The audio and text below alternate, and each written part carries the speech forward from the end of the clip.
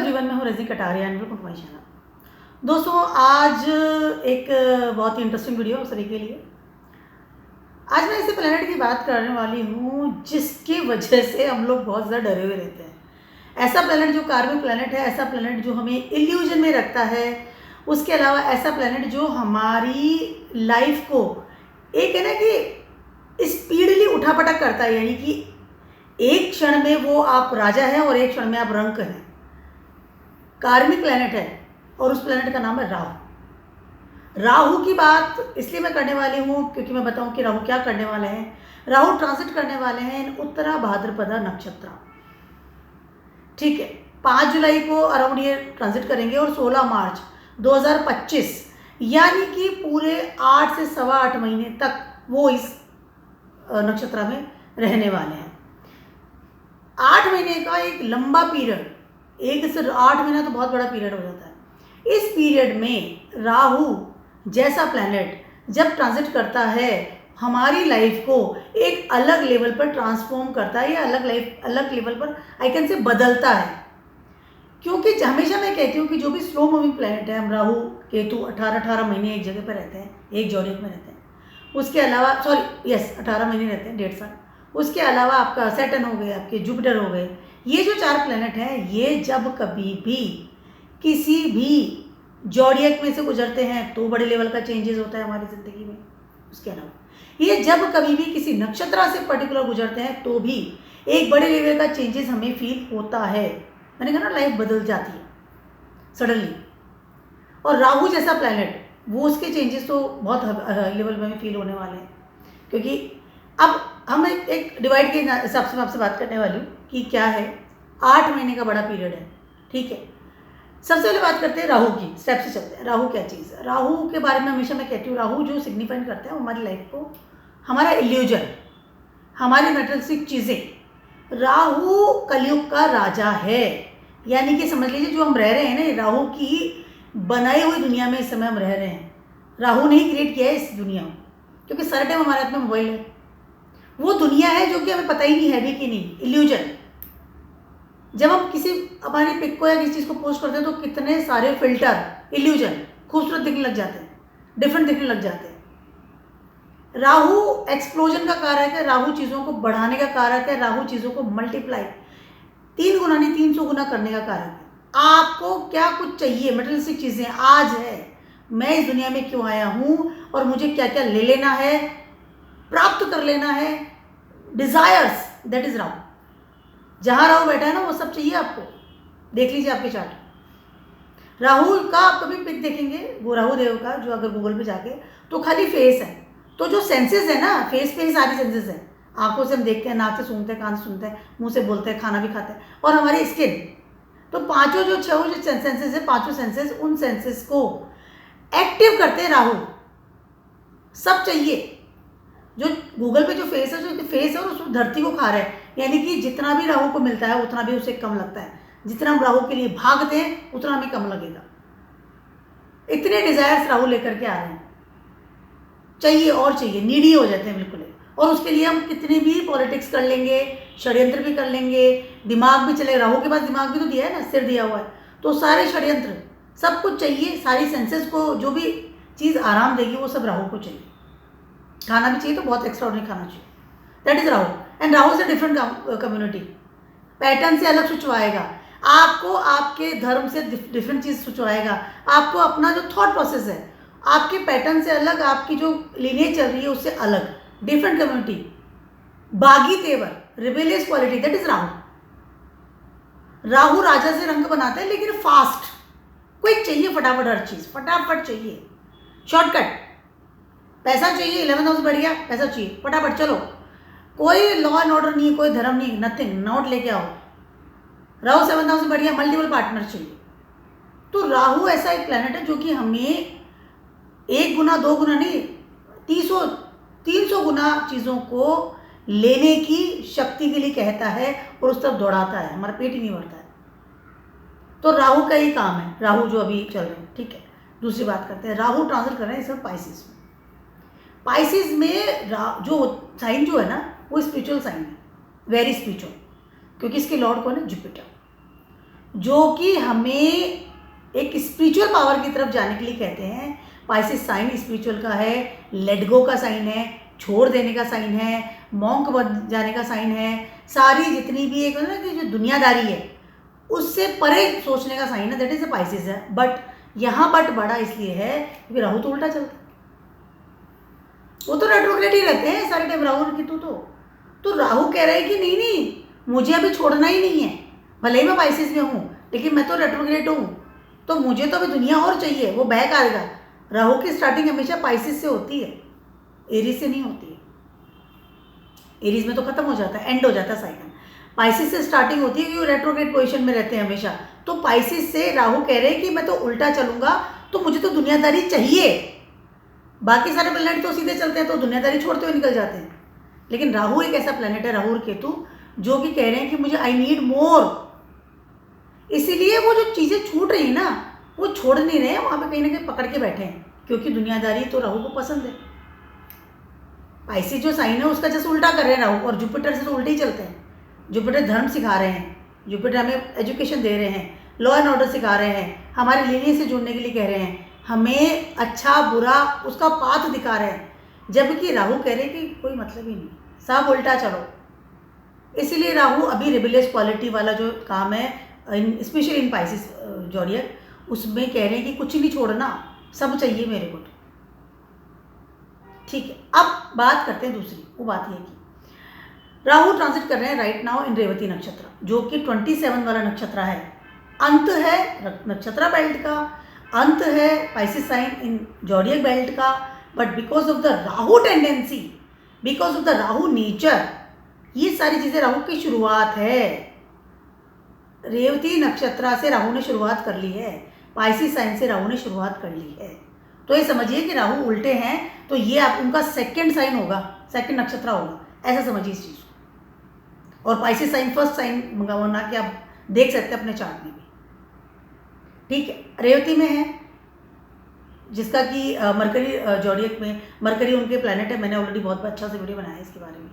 अब उत्तरा भाद्रपदा नक्षत्र में ट्रांजिट कर रहे हैं फॉर द 8 मंथ्स। अब उत्तरा भाद्रपदा नक्षत्र में आके राहु क्या करने वाले हैं इसके बारे में बात करते हैं। उत्तरा भाद्रपदा नक्षत्र जो नक्षत्र है उसकी काफ़ी डिटेल्स के बारे में आपको मैं समझाऊंगी, ताकि आपको पता चले कि राहु की टेंडेंसी उत्तरा भाद्रपदा नक्षत्र में आने के बाद में क्या इफेक्ट्स बदलेंगे, किस लेवल पे हमें एनर्जी मिलने वाली है।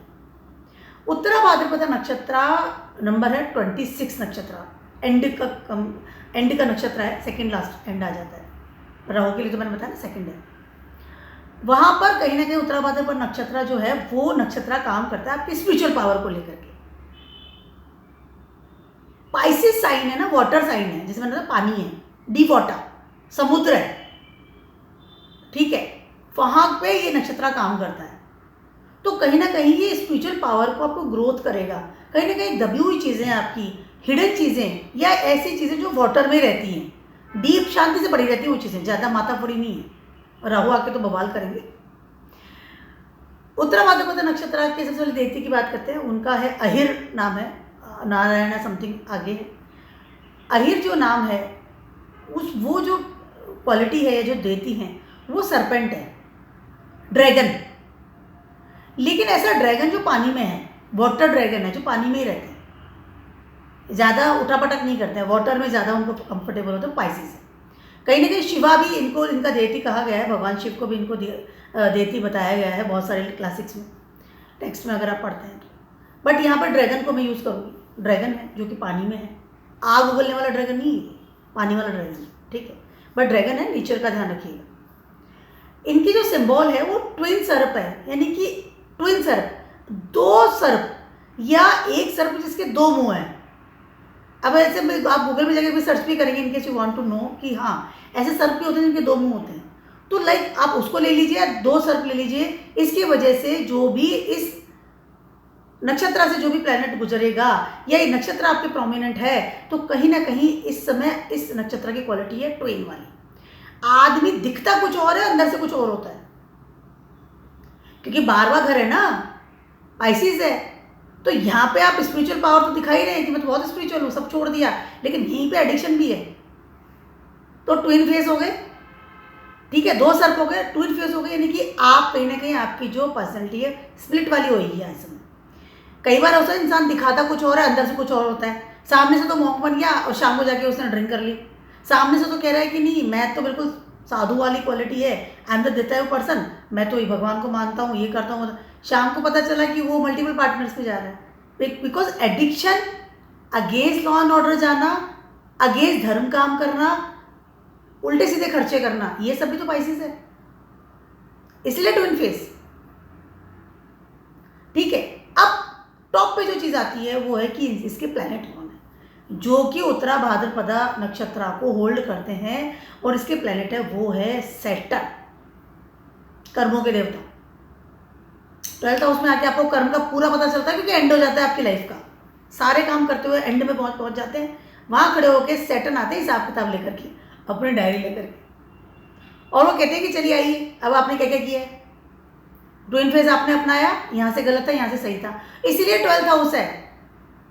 हॉस्पिटल भी है, जेल यात्रा भी है। उल्टे सीधे कर्म किए हैं तो जेल यात्रा में जाना पड़ेगा, अगर उल्टे सीधे कर्म किए हैं तो हॉस्पिटल में जाना पड़ेगा। और अगर आपने कुछ भी ऐसा गलत काम नहीं किया है तो now you will get the fruit of the pieces sign, जो कि आपको सैटर्न देने वाले हैं। और वो फ्रूट है कि आपको आपकी बहुत अच्छे से मोक्ष मिलेगा, सारी वो खुशियाँ, वो सारी चीज़ें जिसके कि आप ना इंसान बिल्कुल एकदम रिलैक्स हो जाता है अपनी सारी रिस्पॉन्सिबिलिटी के बाद। मैंने सब कुछ बहुत अच्छा किया, सारे कर्म बहुत अच्छे किए, अपनी रिस्पॉन्सिबिलिटी बहुत अच्छे से निभाई है, मेरी पूरी लाइफ में एंड में मुझे मिला है सब कुछ वो फ्रूट जिसकी मुझे आई कैन से ना कि जिसकी ज़रूरत है या जिसका मैं हकदार हूँ, इसलिए सैटर्न, क्योंकि वही डायरी लेके आएंगे एंड में। ये उत्तरा भाद्रपदा नक्षत्र का एक पूरा डिस्क्राइब मैंने आपको किया है। नक्षत्र बहुत बढ़िया है, वेरी पॉजिटिव नक्षत्र है, क्योंकि पाइसेस है और जुपिटर का जोडियक है। लेकिन यहाँ पे ट्विन फेसेस की वजह से एक सांप जो कि पानी में पड़ा है, वो कितनी डीप में पड़ा है, उसके मन में क्या चल रहा है वो पता नहीं है, क्योंकि वाटर बहुत डीप है, पानी में पड़ा हुआ सांप है और पानी में भी ट्विन फेस वाला सांप है, तो पता नहीं चल रहा कि कैसे काटेगा और कहाँ से काटेगा, किस जगह पे हमें हार्म कर देगा। That things we don't know about the things. तो स्नेक बाइट इज देयर। ऐसा इंसान बहुत ज़्यादा, ऐसे जो इंसान होता है जो उत्तरा भाद्रपदा और ये जो पाइसेस वाला जो इंसान होता है, वो इंसान बहुत अच्छी स्माइल वाला होता है, और स्माइल करके वो आपको अपना सारा काम करवा लेगा जो आपको करवाना है। देख क्वालिटी होती है बहुत बड़ी वाली, ध्यान रखिएगा इस चीज़ को। ऐसा इंसान बहुत ही इजीली बोल करके, क्योंकि वाटर है ना, इमोशंस में लेकर के स्माइल करने के बाद में बहुत प्यार से रिलैक्स के साथ में वो अपना काम निकलवा लेगा, आपको गुलाम बना लेगा, अपनी बात मनवा लेगा, चाहे जॉब में, रिलेशनशिप में, एवरीथिंग। और आप उसमें बंधते चले जाते हैं क्योंकि डीप वाटर है और आपको पता नहीं है कि डीप वाटर में क्या छुपा है, यानी कि उस इंसान के मन में क्या छुपा है। That is very important thing the Uttara Bhadrapada नक्षत्र। अब बात करते हैं कि जैसे ही राहु ट्रांजिट करेंगे इस नक्षत्र में तो क्या करने वाले हैं, इस बारे में बात करते हैं।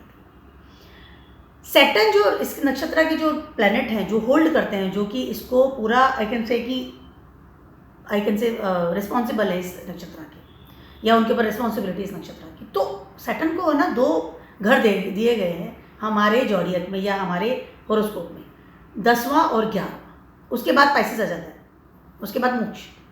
बाद में वो 10वां 11वां अपना काम करवा के और फिर डायरी वहीं लेके आने 12th में आके बैठ जाते हैं डायरी लेकर के कि 10वें 11वें तक क्या करके आए हो, आ जाओ आप। 10वां और 11वां दोनों ही जो जगह है कैप्रिकॉन एंड एक्वेरियस, दोनों दिए गए हैं सैटर्न को। ठीक है, 10वां जो घर है कैप्रिकॉन घर की बात करते हैं। कैप्रिकॉन घर है आपका स्टेबिलिटी का, आप कितने स्टेबल हैं, आप कितने कर्म कर रहे हैं, आपका किस तरह से पैसा कमा रहे हैं, आपकी स्टेबिलिटी क्या है, योर करियर, आप कितने जिम्मेदार हैं। ठीक है, आपके कर्म, उसके अलावा आप सबके लिए कितना करते हैं। आई मीन जैसे आदमी पैसा कमाने जा रहा है, जॉब करने जा रहा है, तो खुद के लिए तो नहीं कर रहा ना, फैमिली के लिए भी कर रहा है। तो किस लेवल पे आप उस काम को कर रहे हैं, आपका करियर कितना स्टेबल है, आप कितनी जॉब छोड़ रहे हैं, कितनी जॉब में जा रहे हैं, बिजनेस कर रहे हैं, पार्टनरशिप में हैं, आपका बिहेव कैसा रहता है, आप किस तरह से अपने कर्मों को सीरियसली लेते हैं। That is Capricorn.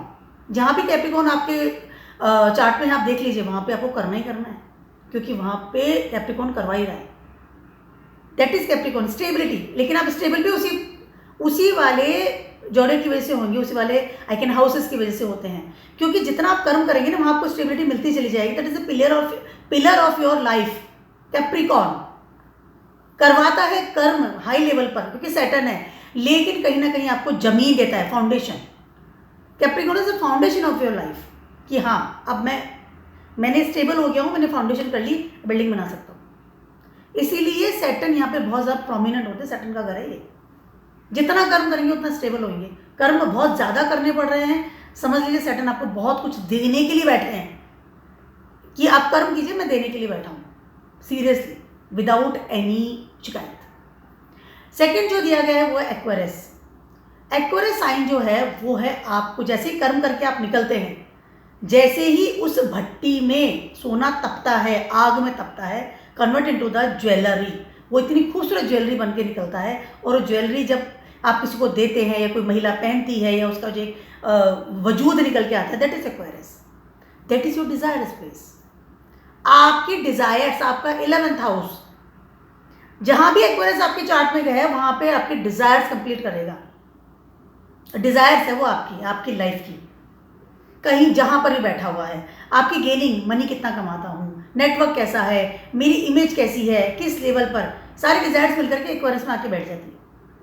और जहां मैंने कहा ना कि वो सारे कर्म करवा के सैटर्न नहीं देंगे, कोई सैटर्न दिया गया है एक्वेरियस को। इसलिए दोनों जो चीज़ें हैं, दोनों जो एक है ना कि आई कैन से कि वेरी इम्पॉर्टेंट हाउसेस, वो दोनों ही सैटर्न को दिए गए हैं। काम भी वही करवा रहे हैं डंडा लेकर के। Saturn is the teacher of the maths. और जैसे ही आप उस मैथ्स को पास करते हैं, नंबर अच्छे आते हैं, तो आपको मिलता है वो एक्वेरियस, और वहाँ पर आपकी मैथ्स काम आती है। यानी कि वहाँ पर आप अपनी गेनिंग, कि मैं किस तरह से अपनी गेनिंग को करूँगा, एक आप कहेंगे ना, एक आपकी इकोनॉमी को सेट करते हैं, तो वो सब चीज़ें सैटर्न को दी गई हैं। Saturn is very important planet in your life. आपके कर्म का, डेस्टिनी का नहीं, कर्म का ही देते हो, क्योंकि कर्म डेस्टिनी तो पार करके आ गए ना 9th में आप। तो ये दो जो हाउसेज हैं वो सैटर्न को दिए गए हैं। ठीक है, अब बात करते हैं, जैसे ही सैटर्न के ऑरा में आने वाले हैं राहु, तो राहु काम क्या करने वाले हैं? पहले तो अभी तो मरकरी में हैं, हवा में उड़ रहे हैं, ठीक है, छूटती जा रही चीज़ें कर लिया, ठीक है, इट्स ओके, इससे दोस्ती कर ली, उससे ये जॉब ले लिया, उसे छोड़ा, इससे बात कर लिया, उसे छोड़ा, ये सब कर रहे हैं, खर्चा कर लिया, शॉपिंग कर ली, ये सब चीज़ें हो रही है। लेकिन जैसे ही राहु आएंगे उत्तरा भाद्रपदा नक्षत्र में, वो नक्षत्र जो कि पाइसिस में है और 2 इम्पॉर्टेंट हाउसेस के मालिक यानी कि सैटर्न के अंडर में आता है। ठीक है, लेकिन पाइसिस है, ठीक है, छूटता हुआ नजर आता है। इस समय राहु कंप्लीटली काम करेंगे लाइक अ सैटर्न, जैसे सैटर्न काम कर रहा है। ठीक है, कैप्रिकॉन और एक्वेरियस दोनों घर दिए गए हैं, तो जहां भी आपका चार्ट में ये दोनों घर है, हाउसेस हैं, वहां पे ये इफेक्ट आएगा, राहु का इफेक्ट आने वाला है। यानी क्योंकि राहु अब सैटर्न के हिसाब से चलेंगे, आपकी जॉब, आपकी गेनिंग, आपकी स्टेबिलिटी और आपका नेटवर्क, ये थ्रू राहु अब आप चलने वाला है। क्योंकि राहु पाइसेस में बैठे हुए हैं, जुपिटर का इन्फ्लुएंस भी इनके ऊपर बहुत ज़्यादा आपको फील होगा, और जुपिटर भी ट्रांजिट कर रहे हैं टॉरस में, ऐसा जोड़ेंगे। लेकिन पैसा आएगा कैसे? कर्म करके तो पैसा आएगा, ऐसे तो नहीं पैसा आ जाएगा बैठे बैठे। पहले तो कैप्रिकॉन को भी तो भोगना पड़ेगा, उसके बाद एक्वेरियस आएगा।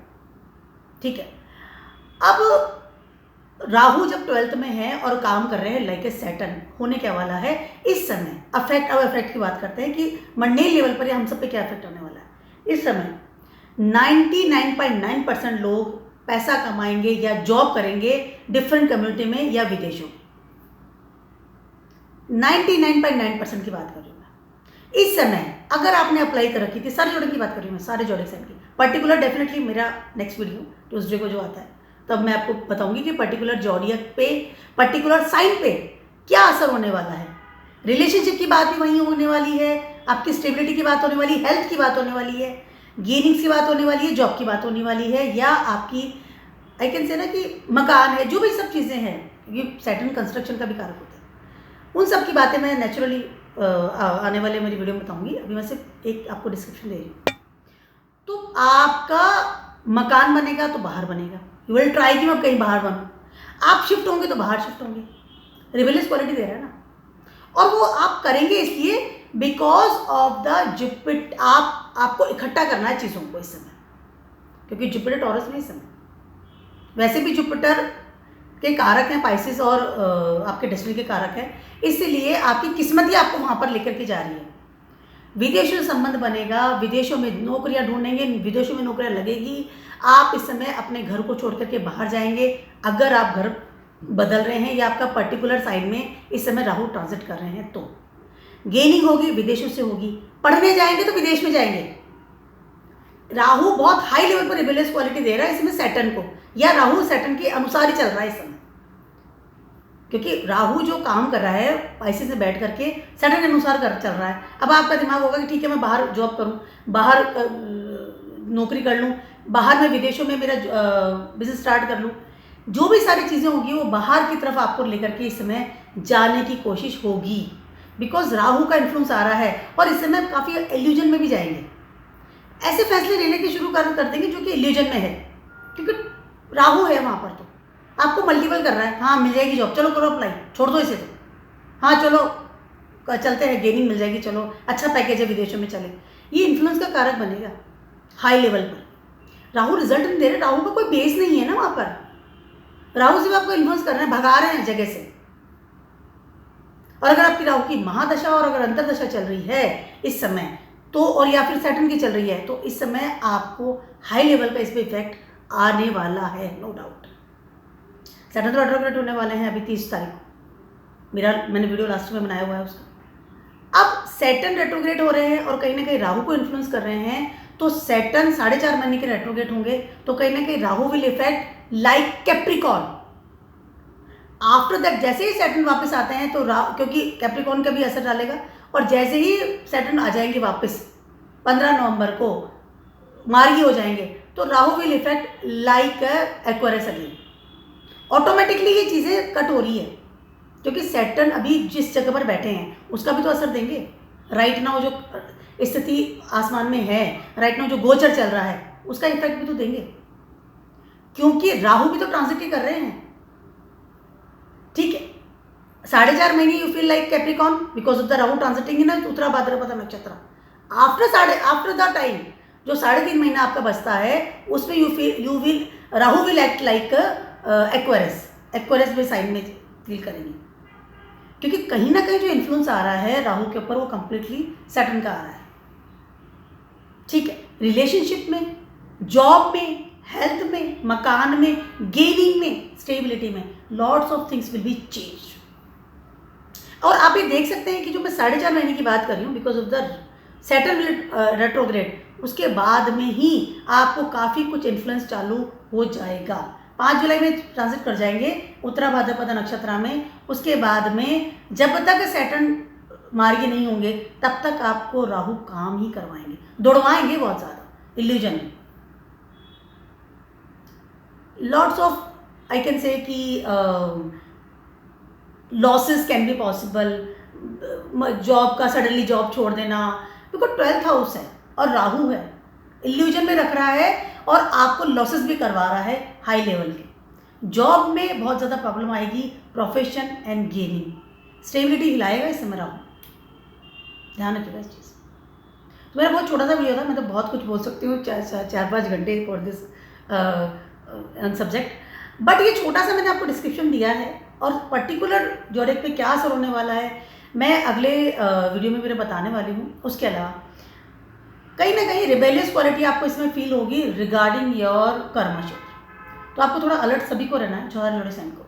ये मेरा छोटा सा कंक्लूजन है, अलर्ट रहिए, राहु के इन्फ्लुएंस में मत जाइए इस समय, अदरवाइज आपकी जड़ें हिल सकती हैं। तो keep watching my video blogs and stay blessed, good bye.